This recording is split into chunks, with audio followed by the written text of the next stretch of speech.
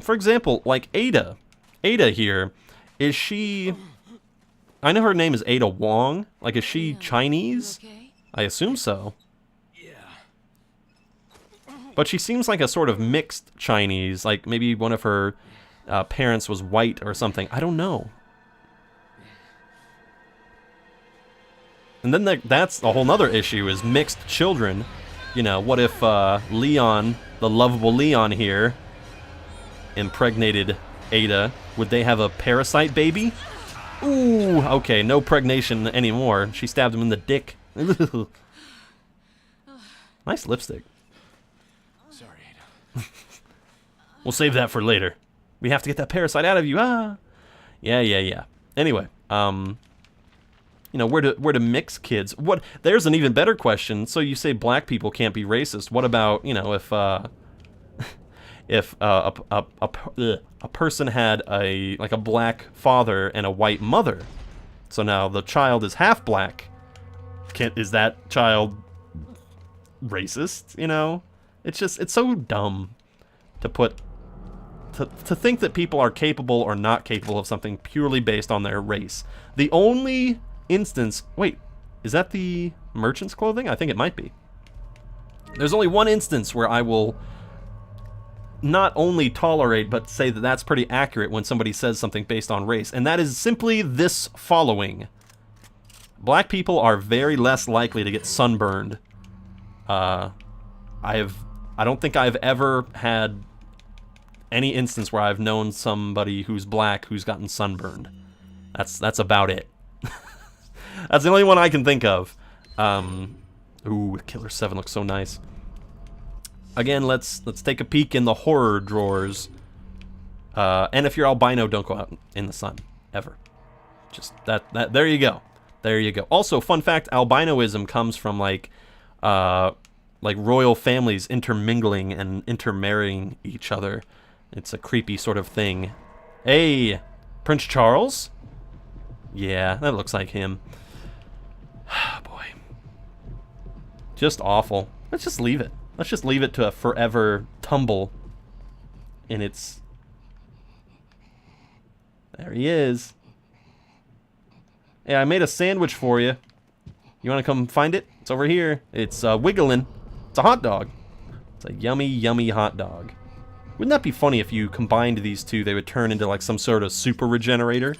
That'd be interesting. Combine. Here we go. Do-do-do-do-do. Do-do-do-do-do. Just be glad I'm hitting all the marks and I'm not missing intentionally.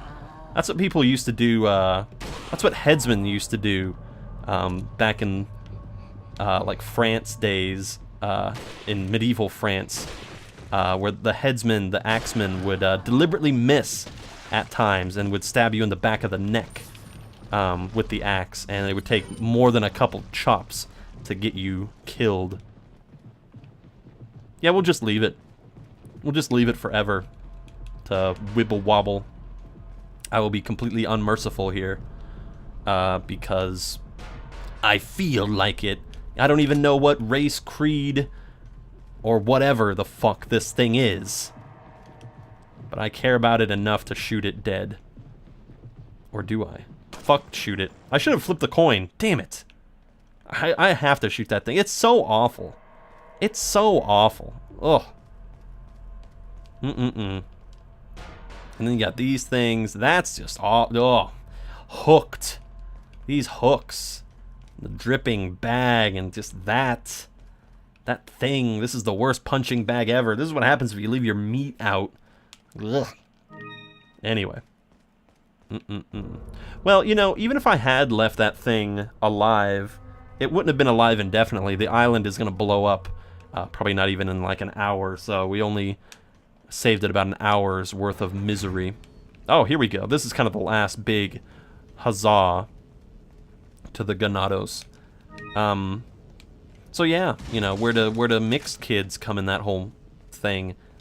You know, what if you're, I don't know, if you're whatever, or what if you're like a quarter this or a quarter that, or you just have a lot of like, oh, well, my uncle married a Spanish lady and my father did this and my mother did that, you know. What if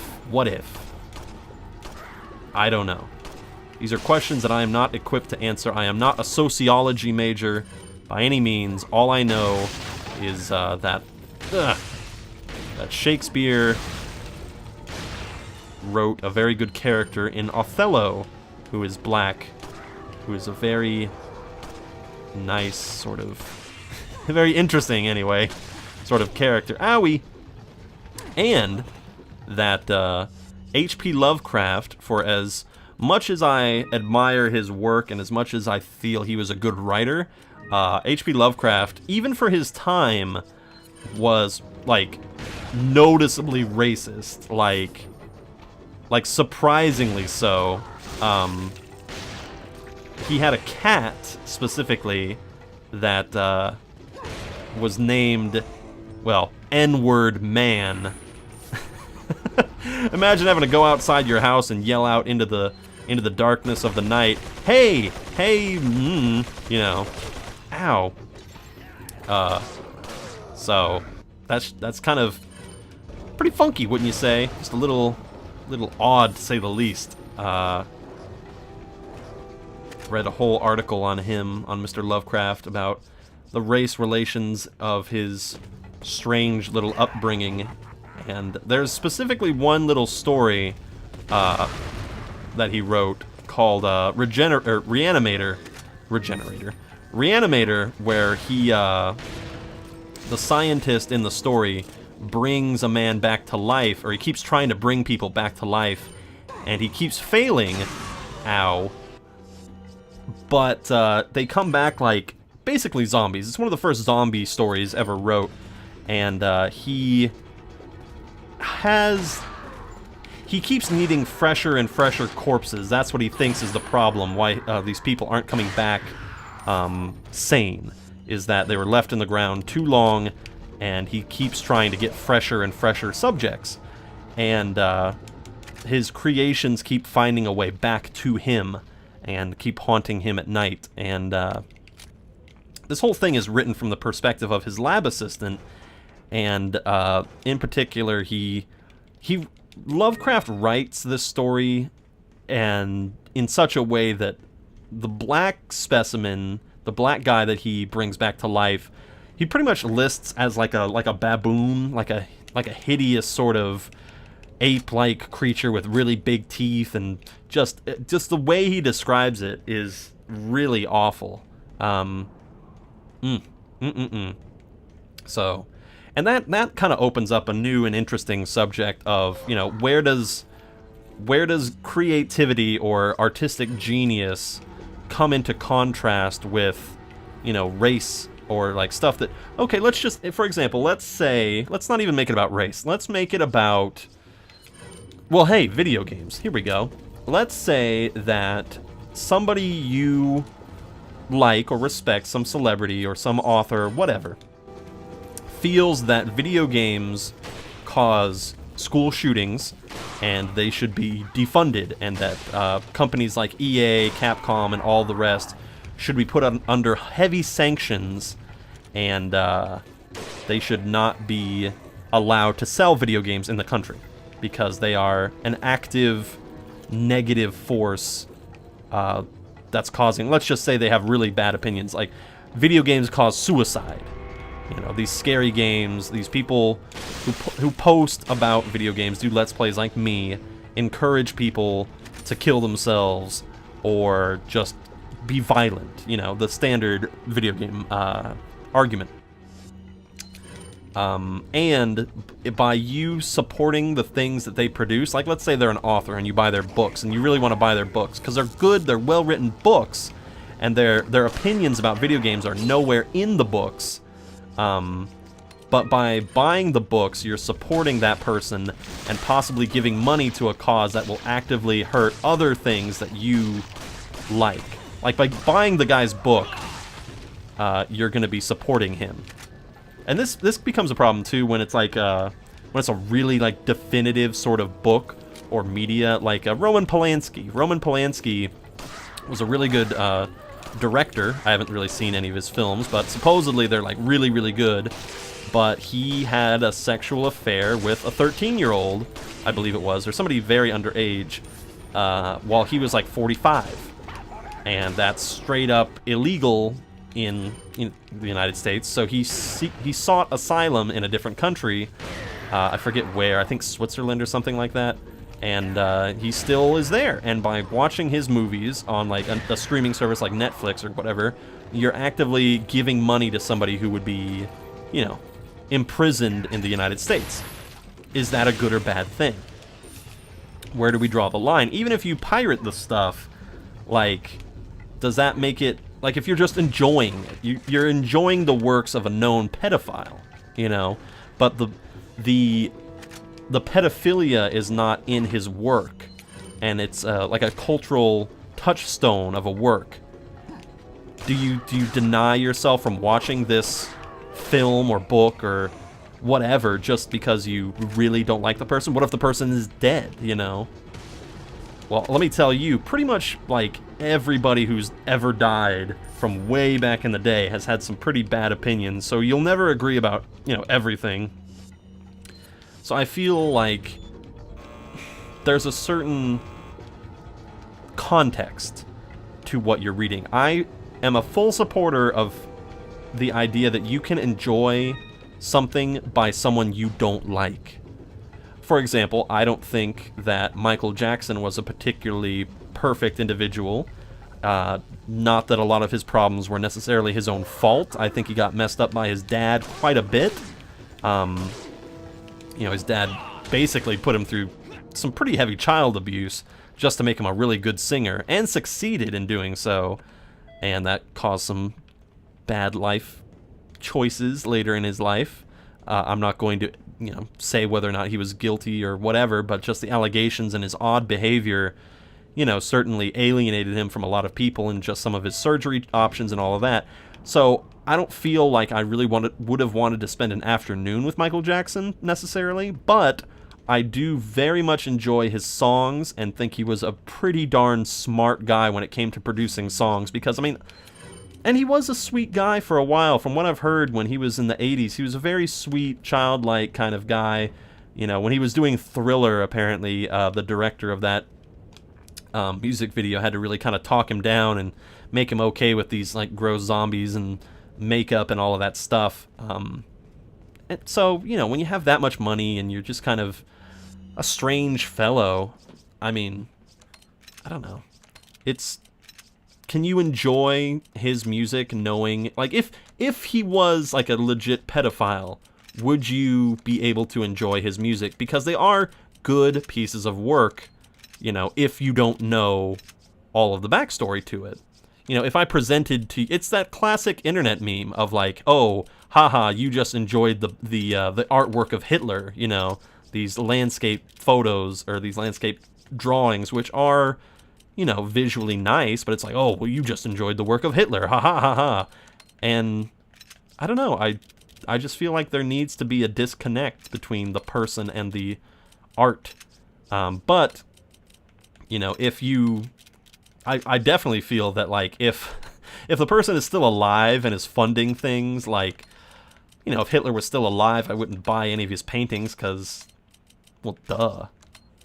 Or like if a really racist person is trying to fund their agenda by producing something, I would definitely withhold from enjoying that media until they've probably passed away or something. So I don't know. It's really difficult because you want to have some level of responsibility, and there's, you know, a certain disgust for enjoying something. It's like you're allowing that person into your private sanctum by enjoying their work. You know, whatever the problem is, if it's a race thing or a pedophilia thing, or if they're just like a robber or just a big jerk, you know, what if they're just a big jerk and they're not pleasant to be around, or they abuse their fans, they don't do anything illegal, but they're just mean? You know, does that affect your reading of a book? I'd be very interested to hear what you guys think. I'm not passing judgment. Like, if you guys don't or do want to read something or support something despite whatever, I don't care. This is just my ramblings while playing Resident Evil. Just a thought I've had. Personally, as long as the person isn't alive, and I'm not directly supporting some, like, knowledgeably supporting something that's gonna be like a call to action group, I don't really mind. You just have to keep the context, you know? I can read H.P. Lovecraft's stuff and really get spooked and enjoy it and appreciate the style that he wrote in, but I still know that he was one racist motherfucker. Like, he was pretty bad. Ugh. You know, let's watch this cutscene, because I've been rambling a lot and I need some water. Ah! Her chest bow was freaking out. Harbor an awesome power. Yet it seems you would rather choose death. I'm taking Ashley back, whether you like it or not. Ah, the audacity of youth. See, I don't get the idea that Sadler hates us. I think he's just amused. I don't feel any animosity from him. Even when he turns into his final form, like, that just seems like an end result of him getting fed up with us. It's not like a hatred sort of thing. Leon, now.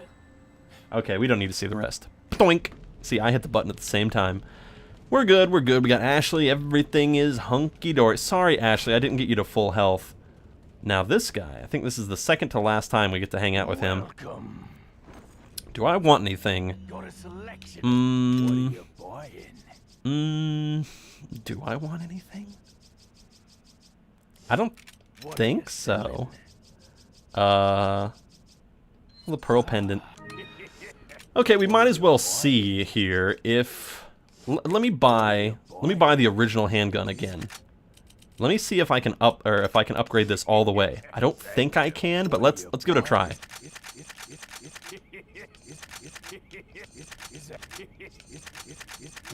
Ooh. Shit. Wait a minute. Hold on. Sell that. Sell all the hand grenades. Sell all the incendiary grenades. All the flash grenades. This might work. What are you buying? Ooh, damn. Just short. Just, you know what? What are you selling? Ah. What are you buying? And there we go. We've switched all to the... Oh, we've cleared it out. How funny. Ba-dang. Okay. It's time once again to flip that fucking coin.